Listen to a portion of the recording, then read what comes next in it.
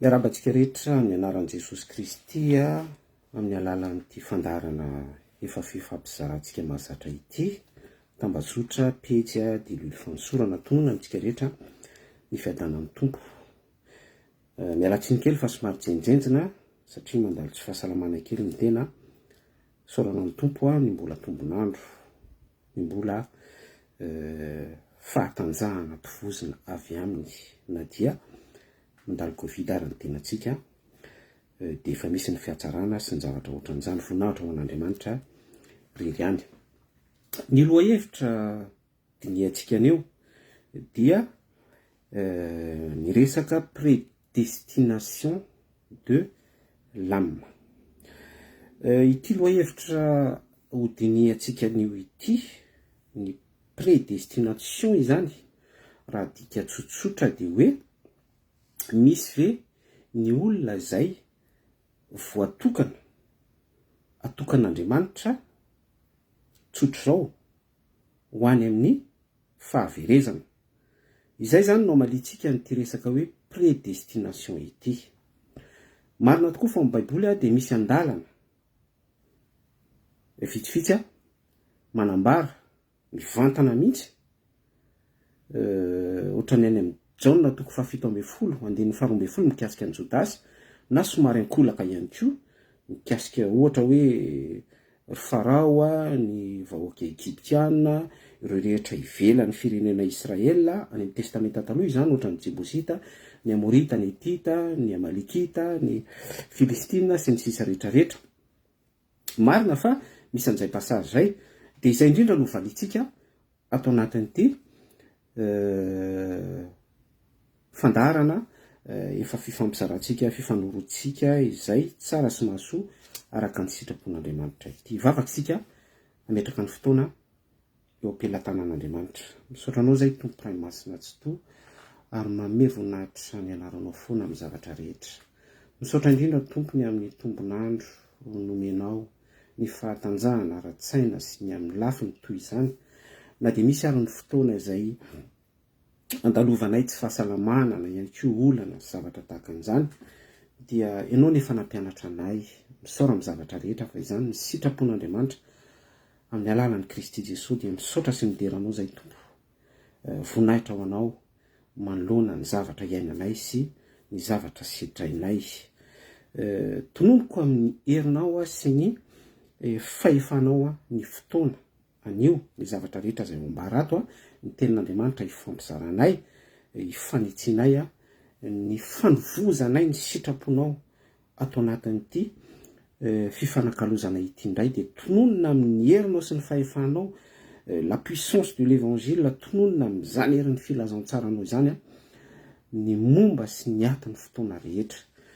Dia ianao ne Tompo no manisy fefy manodidina amin'ny alalan'ny ranao nandresy teo amin'ny hazo fijaliana, tsy hananany fahefana, tsy hananany Satana fahefana mangalatra ny teninao na mampiasa ankolaka izany teninao zany, fa tena hoe hiasa amin'ny firoborobonao sy ny famindraponao ianao ahafahanay manitsy ny momba anay manoloana ny sitraponao.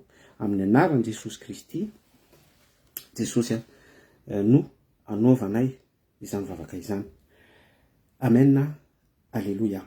Mamerina manona ny fiadanana amintsika rehetra ary mampahiry antsika ihany koa izay tsy mandalo, izay mandalo tsy fahasalamana amin'izao vanim-potoana izao, mampahiry antsika izay ao anatin'ny olana, ao anatin'ny famoizana, olontiana, olona kaika, dia mampahiry antsika ao amin'i Jesosy Kristy ihany no misy ny fanasitranana ny amin'izany rehetrarehetra izany. Misy fotoana hoe tsy mora izy io, misy fotoana tena hoe mafy, misy fotoana tena hoe mavesatra, ary tena hoe oza ny teny baika izao hoe plus fort c'est plus fort que moi, zany hoe lehibe ao anatsika izy io, fa izay indrindra ihany koa no anehoantsika fa manana Andriamanitra tsy toy isika, manana an' Jesosy Kristy tsika.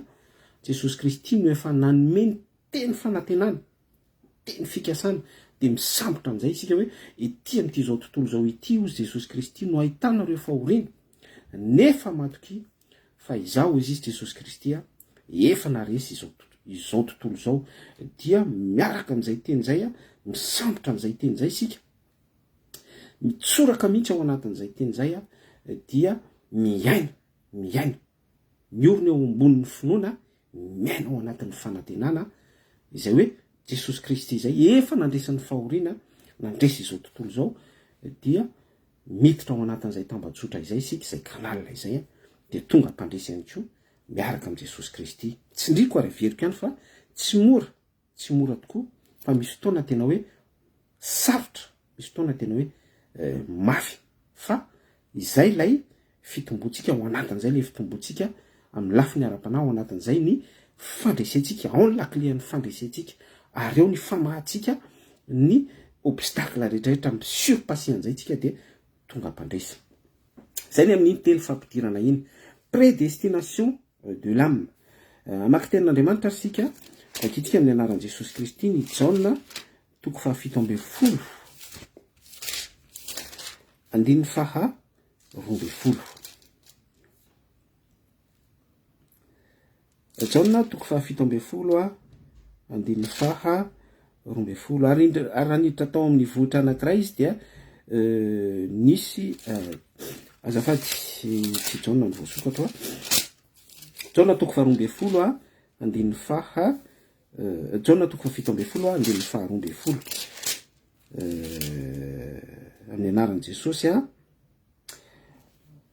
raha mbola teo aminy aho dia nitahiry azy tamin'ny anaranao izay nomenao ahy ary notandremako izy ka tsy misy very afa-tsy ilay zanaky ny fahaverezana ihany azafady mba hatateraka ny soratra masina.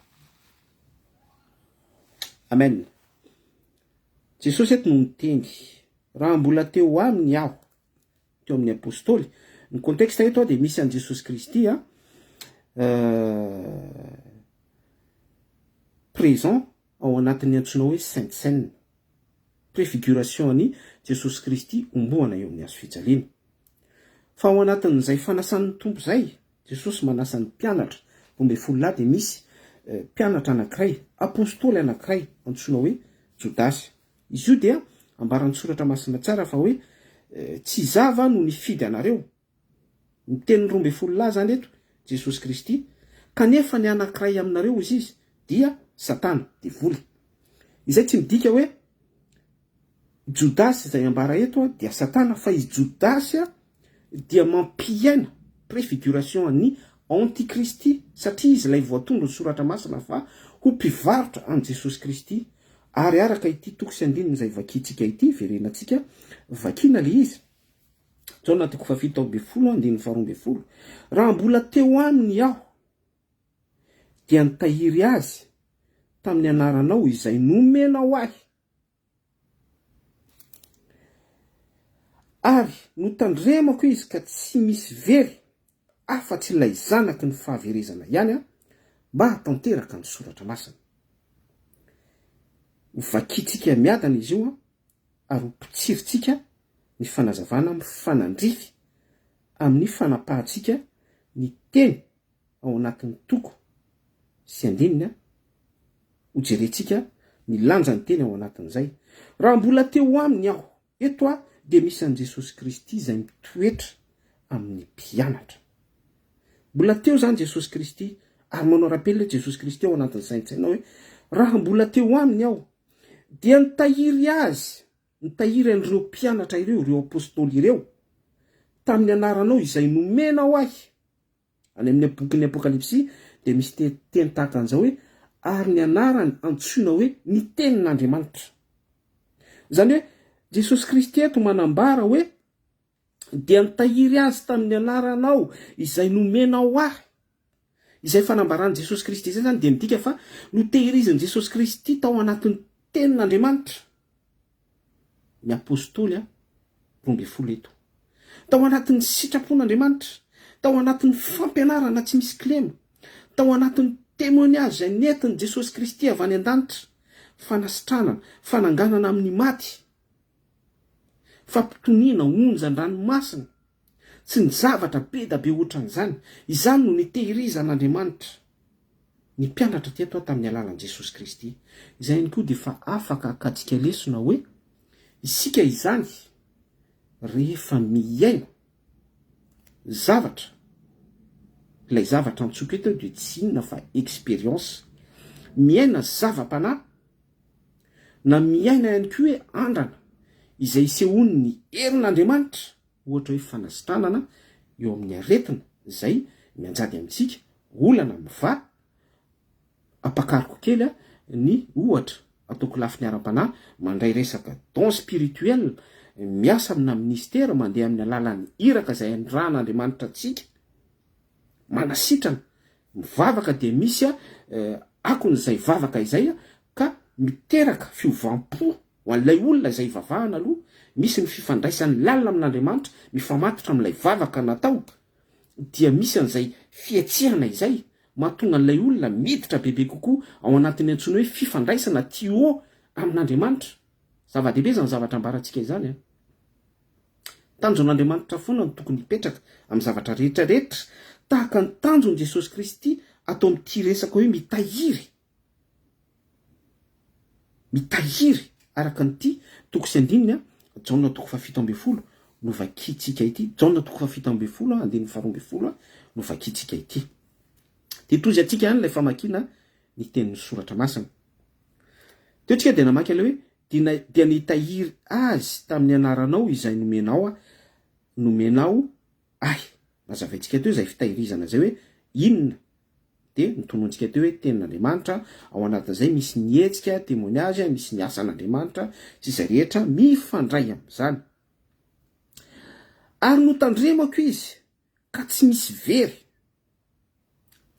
very manome antoka eto Jesosy Kristy fa ao anatin'izay fitahirizana isika rehetra izay voatahiry ao anatin'ny tenin'Andriamanitra izany, arak'izay fanazavana nazavaina tsotsotra teo izay, dia misy ny antoka araka ny fanambaran'i Jesosy Kristy, teny fikasana afaka samboninao zany, amen. Fa tsy misy very afa-tsy ilay zanaky ny fahaverezana ihany mba tanteraka ny soratra masina.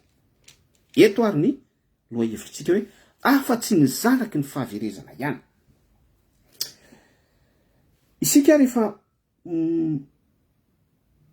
maheno an'ity terme hoe prédestination ity, zanaky ny fahaverezana, dia avy hatrany isika dia mandefa fisailana sy fieritreretana lavitra be. Mety ho diso amin'izay, mety ho marina amin'izay, fa ny tiana ambara amintsika dia afaka raisintsika amin'ny zavatra tsotra indrindra izy io. Ny antony mahatonga hiteny an'izany dia izao. Voalohany indrindra aloha dia tsy ao anatin' ny toetra an'Andriamanitra ary tsy ao am-pon'Andriamanitra mihitsy ny hoe anokana olona ity tonga dia very, ity tonga dia voavonjy, ity olona ity tonga dia zanaky ny fahaverezana, ity olona ity tonga dia zanak'Andriamanitra. Non, tsy principe-n'Andriamanitra izany, tsy toepon'Andriamanitra izany. Zany hoe raha ambarako mahitsy amintsika zany ao anatin'ny fehezanteny tsotra dia tsotra, dia tsy ao am-pon'Andriamanitra ny prédestination. Tsy misy olona prédestiné hoe makany amin'ny fahaverezana, tsy ao am-pon'Andriamanitra izany. Azavaintsika amin'ny toko sy andininy ary zay. Vakio ny Petera 2:7 andininy 7, ary amafisiny ny Mattio 7:12 14. Tsy misy tian'Andriamanitra ny overy, isika rehetra. Tsy ao am-pon'Andriamanitra hoe ireo olona iry mahafinaritra an'Andriamanitra izy ao anatin'ny fisotrotoka, mahafinaritra an'Andriamanitra izy ao anatin'ny fijanganjangana, mahafinaritra an'Andriamanitra izy ao anatin'ny fanolanana, mahafinaritra an'Andriamanitra izy ao anatin'ny mialatra voamaso ataony, ny famoahany bois de rose sy ny zavatra ohatran'izany. Faly Andriamanitra amin'ny toerany mahapanina ny sandoka azy na mahampitondra fiangonana, mpihinana mpahafolokarena azy sy ny sisa rehetra.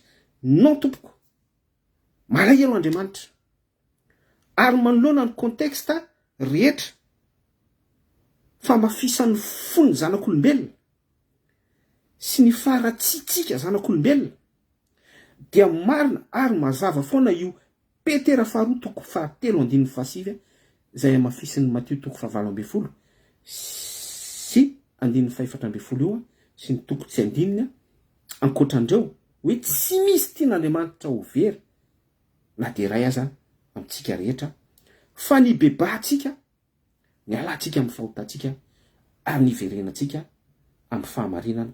Izany ny zavatra akasitrahan'Andriamanitra indrindra. Raha misy mpanota anankiray de bebaka de misy fifaliana lehibe any an-danitra any. Izay toko sy andininy nitondrantsika fanazavana tsotra izay zany dia manambara ny toe-pon'Andriamanitra, manambara ny fon'Andriamanitra, manambara ny maha-Andriamanitra tsy tohan'Andriamanitra fa manana fitiavana ngezabe izy. Jaona toko faha 4:4 Andriamanitra dia fitiavana. Ary izay dia bazin'ny fanazavantsika fa tsy misy ao am-pon'Andriamanitra mihitsy ny olona prédestiné voatokana hoe ity dia ho very.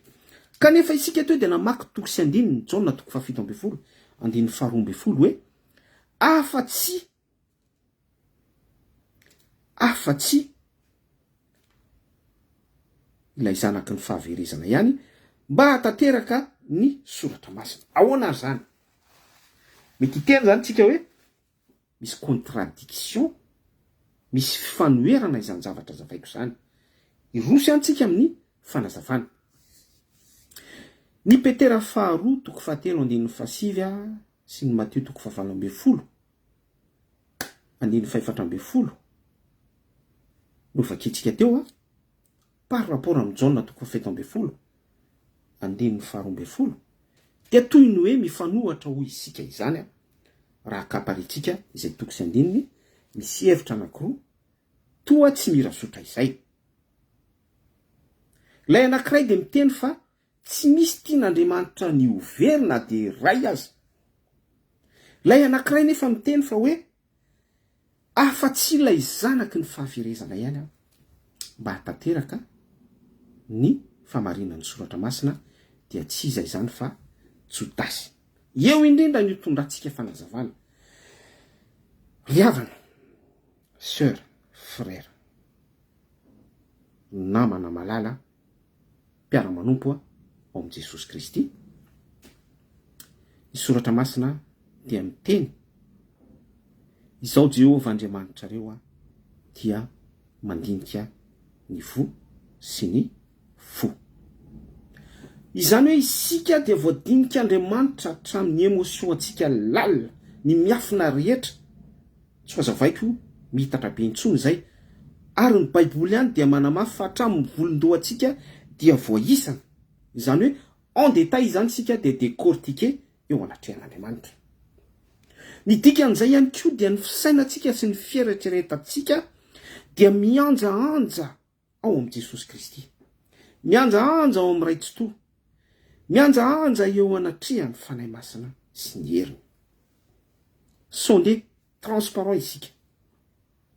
Izany hoe izay dia milaza fa ny toe-poko sy ny toe-ponao zany amin'ny andro mpiainantsika rehetra dia voavakin'Andriamanitra tsy toa.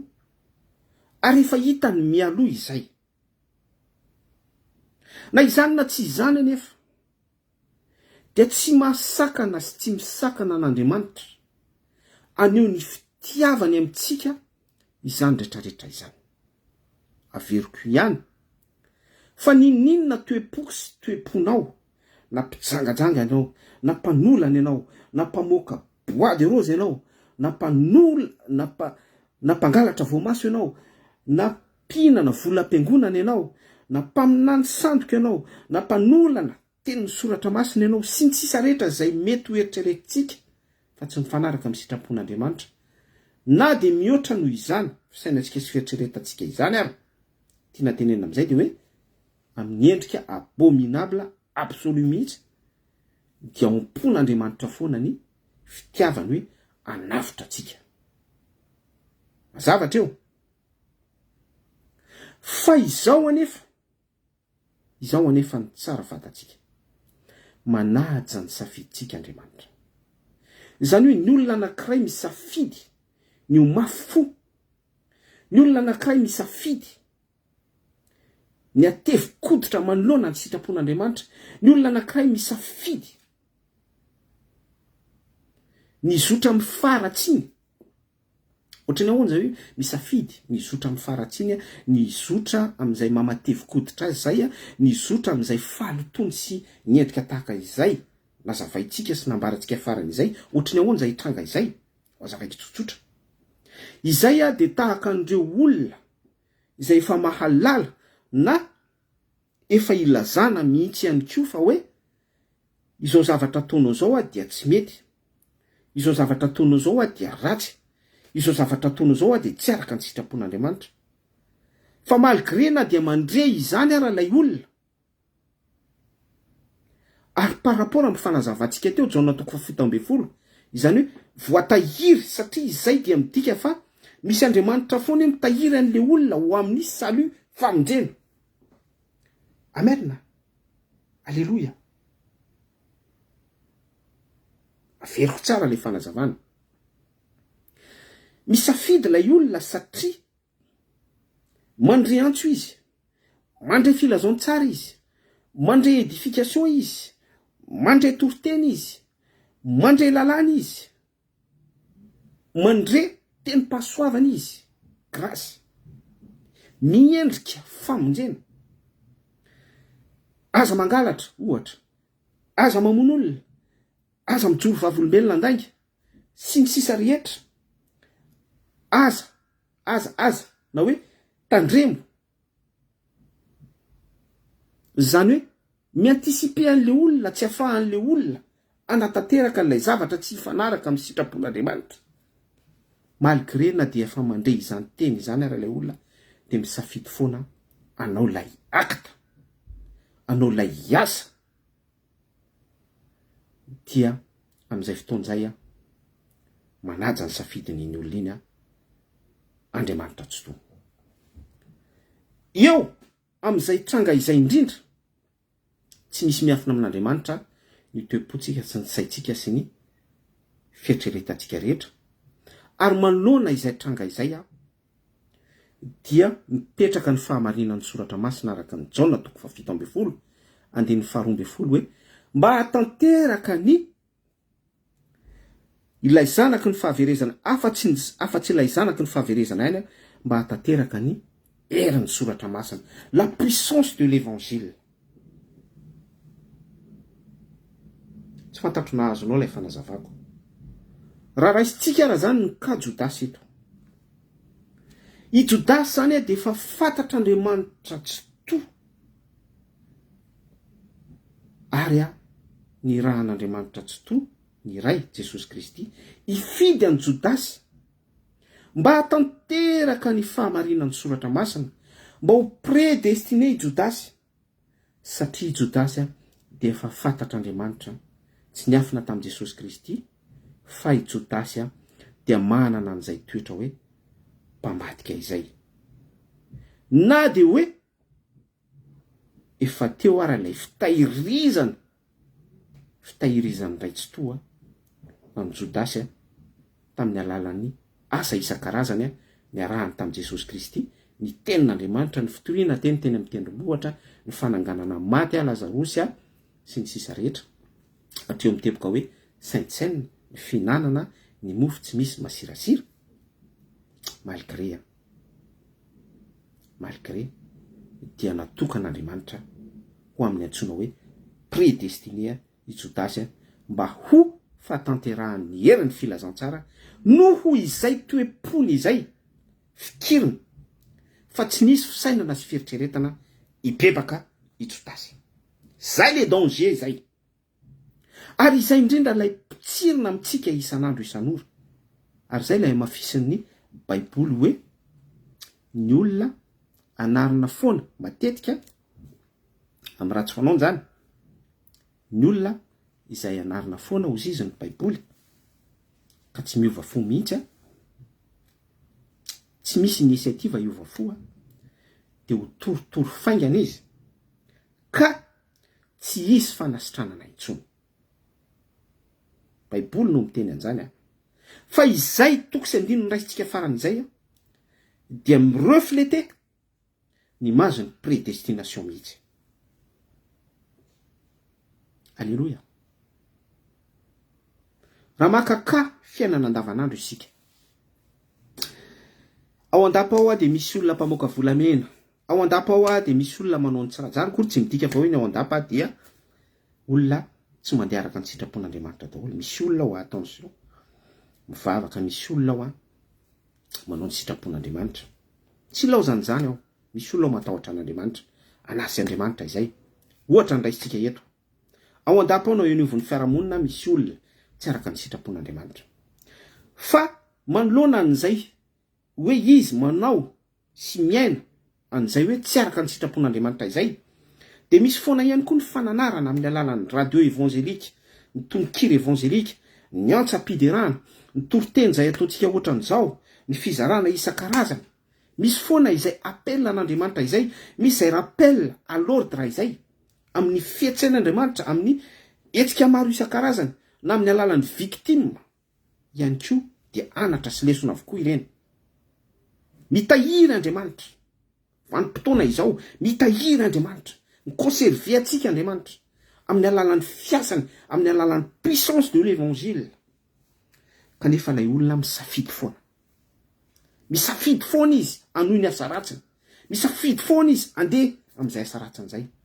Dia ireny olona ireny fidin'Andriamanitra ho membre ho club mba tanteraka ohatra prédestiné ireny olona ireny amin'ny antsoina hoe manangana n'ilay structure pyramidale, dia tsy inona izay resaka izay fa ordre mondial, nouvelle ordre mondial, ka miditra membre ao anatin'izay structure izay izy mba isan'ireo ametraka an'ilay lehilahinota. Amin'izay fotoana izay zany dia membre prédestiné ireny olona ireny noho ilay amafisany fony.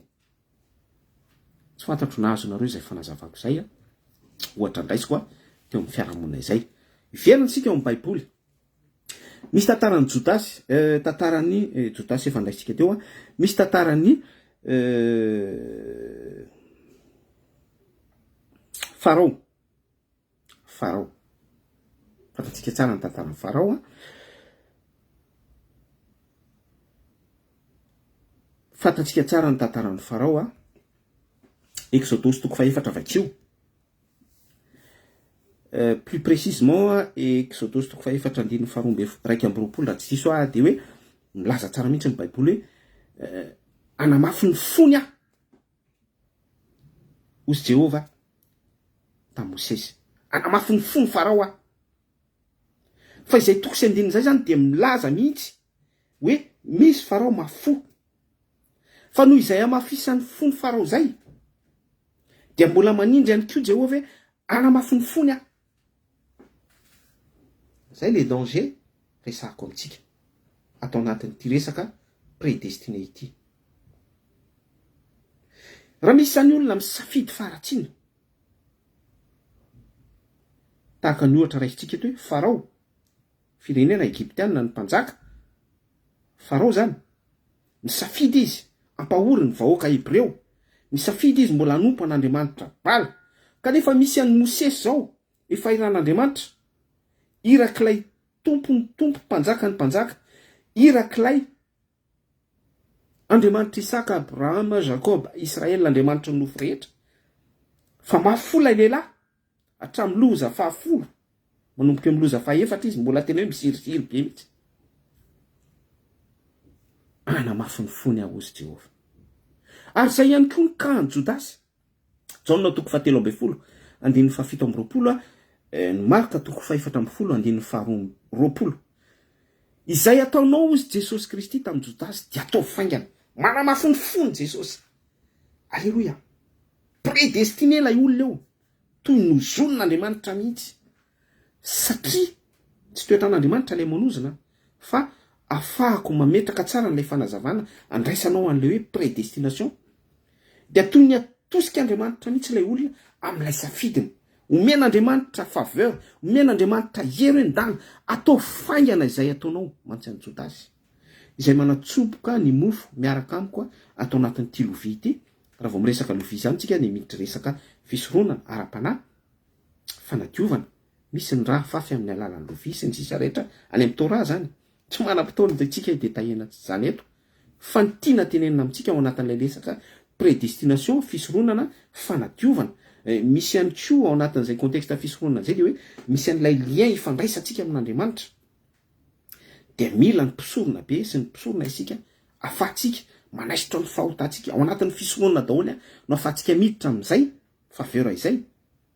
Fa eto indrindra anefa au lieu de hoe isy ny fanadiovana ao an'ny Jodasy izay mihinana ny nofo sy misotro ny drako no anana ny fiainana mandrakizay, fa eto dia eversen'Andriamanitra izay tendance izay hoe atao faingana izay ataonao ry mpamadika, atao faingana izay ataonao ry Jodasy, anamafiny Farao, anamafiny mpitondra fivavahana izay efa zatra manondrana tenin'Andriamanitra sy manolana verset biblika, anamafiny mpitondra fanjakana izay mifikitra ny toetra mampahory vahoaka sy mangalatra, manao tsindry azo lena, manao fitsarana amin'ny tanila, mpanao bodongerina sy ny sisa rehetra, anamafiny reny ary atao faingana izay ataonareo mba tanteraka ny fahamarinan'ny soratra masina. Lay terme eto zany hoe prédestination de ireny olona ireny araka ny toe-pony dia samborin'Andriamanitra iliberena anasy ianao, iliberena antsika, idelivrena antsika, anafahana antsika izay mitoetra ao anatin'ny relation sy ny équilibre miorina tsara amin'ny fahamarinan'ny filazantsara ary mangetahetan'izay. Alléluia. Izay ilay resaka prédestination eto. Izay ilay resaka prédestination eto frère, sœur. Raha fitiniko zany dia tsy aompon'Andriamanitra ary tsy toetran'Andriamanitra mihitsy ny hoe ity olona ity tonga dia tokana ho very, ity olona ity dia tokana ho voavonjy na vonjena. Satria raha vo izay ny tranga, raha vo izay no apetrakitsika hoe fahamarinan'ny soratra masina, dia toy ny hoe Andriamanitra miangatra ny Andriamanitra ivavahantsika, toy ny hoe rasista. Tsy aompon'Andriamanitra izany, fa izao kosa nefa mamintana eto zany. Manoloana ny toe-pon'ny olona izay mifikitra foana ny faharatsiana sy ny zavatra ratsy isan-karazany, image ny démonie, malgré hoe efa mitahirantsika foana Andriamanitra amin'ny alalan'ny etsika fietsehana, rappel à l'ordre, ny herin'ny filazantsara sy ny fahamarinan'ny soratra masina amin'ny alalan'i Jesosy Kristy, amin'ny alalan'ny trangan-javatra maro isan-karazany. Sady miteny antsika fa na haitany, na resaka météo, na resaka réchauffement climatique, na zavatra ohatran'izany, tsy fisina, fahoriana, zavatra rehetra tompo dia manao rappel à l'ordre, ny herin'ny filazantsara avokoa. Zay manatsofina entina mieno aoka izy iaino izay lazan'ny fanahy amin'ny fiangonana. Fa anjarantsika no misezira an'izany. Fa ny zavatra misy dia manamafiny foana ny génération misy, tahaka n'ilay ohatra ny raisitsika teo Jodasy, Farao. Alléluia. Zay no azoko ambara atao anatin'ity resaka prédestiné ity. Raha mamaky ny asan'ny apôstôly tsika, toko fafito amby folo andiny fahatelopolo manaparanatsika azy, de vakio fa verset clé izy io efa haitsika rehetra hoe Andriamanitra dia mini tsy mijery ny androny tsy fahalalana, fa anio izy ankehitriny kosa dia mandidy antsika rehetra hibebaka. Zay verset ny vakiko faran'izay ry havana dia anaovako rappel amintsika hoe mibeba isika, miverena amin'Andriamanitra tsika. Fa raha manamafy ny fotsika isika, raha mitahiran'izay toetra, anohatra foana ny herin'ny filazantsara sy manampitsofina tsy haino an'izay appel sy rappel à l'ordre izay ataon'Andriamanitra eo amin'ny fiainantsika amin'ny alalan'ny hetsika izay fietsehana ao anatin'ny fiainantsika andavanandro izay, dia ao anatin'ny contexte hoe prédestiné ianao mba ahatanteraka ny fahamarinan'ny herin'ny filazantsara, ny faminaniana amin'ny baiboly, hiliberen'Andriamanitra ihany koa anapory fon'Andriamanitra ny herin'ny filazantsara amin'ny zanany izay miantso azy hoe Aba eo. Mafimafy zany mesazy pasiko amintsika izany, izay manao tsofina entina miaino aoka izy iaino izay lazainy fanahy amin'ny fiangonana. Tsy misy ny prédestination fa isika ihany no manokana ny tenantsika ho prédestiné. Isika ihany no tahaka ny hoe mamola volantsika ho voatokana ny ho very. Voninahitra ho an'Andriamanitra raitsy toa sotran Jesosy Kristy zanantsika ny amin'ny teny zay voasara. Mankasitraka tompo fa misy ny zavatra voaraina indray anio tamin'ny alalan'ny thème zay napetraka ao taty amponay anio, de tsy inona izany fa ny thème prédestiné, resaka prédestination. Mampianarana bebaka tompo frony fonay, frony fisainanay sy ny fieritreretanay mba alemy izay manoloana ny antso ataonao sy ny rappel l'ordre rehetra fiantsonao anay ibebaka. Frao amin'izany zay Jesosy, aroka ny tompo itototo indray izay amin'ny herin'ny filazantsaranao mba hafahanay tompo, hafahanay manova ny momba anay rehetra amin'ny alalan'izany herin'ny filazantsara izany, atanteraka ny fahamarinan'ny soratra masina hoe indro avaoziko ny zavatra rehetra. Anolotra ny tenanay izahay, anetry tena tonga ho zanakao, anome voninahitra anao ankalaza ny anaranao amin'ny lafiny rehetra. Voninahitra honao raitsy toa amin'ny anaran'i Jesosy Kristy zanakao nanaovako izany vavaka izany. Rahasoantsika rehetra tain'Andriamanitra tsy to, Jesosy Kristy mamirapiratra eo amin'ny voninahiny. Alleluia, amen. Mankasitraka raha latolotra, voavaly le izy, veloma tompoko.